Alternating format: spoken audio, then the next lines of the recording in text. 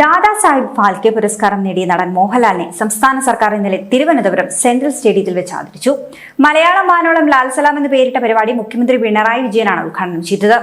ഓരോ മലയാളിക്കും അഭിമാനിക്കാവുന്ന നേട്ടമാണ് മോഹൻലാൽ സ്വന്തമാക്കിയിരിക്കുന്നതെന്നും മലയാള സിനിമയുടെ ചരിത്രത്തിലെ സുവർണ നേട്ടമാണിതെന്നും ശതാബ്ദിയുടെ അടുത്ത മലയാള സിനിമയിൽ അരനൂറ്റാണ്ടോളമായി മോഹൻലാൽ നിറഞ്ഞാടുന്നുവെന്നും ഉദ്ഘാടന പ്രസംഗത്തിൽ മുഖ്യമന്ത്രി പറഞ്ഞു. മോഹൻലാലിലൂടെ മലയാളം വാനോളം ഉയർന്നുവെന്നും കേരളം ഒന്നടങ്കം ലാൽ സലാം പറയുന്നുവെന്നും സാംസ്കാരിക വകുപ്പ് മന്ത്രി സജി ചെറിയാനും പരാമർശിച്ചു.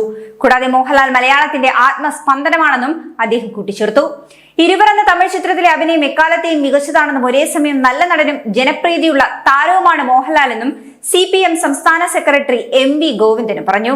ഈ ആഘോഷത്തിൽ അഭിമാനമുണ്ടെന്നും ഓരോ മലയാളിക്കും സ്വന്തം പ്രതിരൂപം മോഹൻലാലിലൂടെ കാണാൻ കഴിയുന്നുവെന്നും അടൂർ ഗോപാലകൃഷ്ണനും കൂട്ടിച്ചേർത്തു.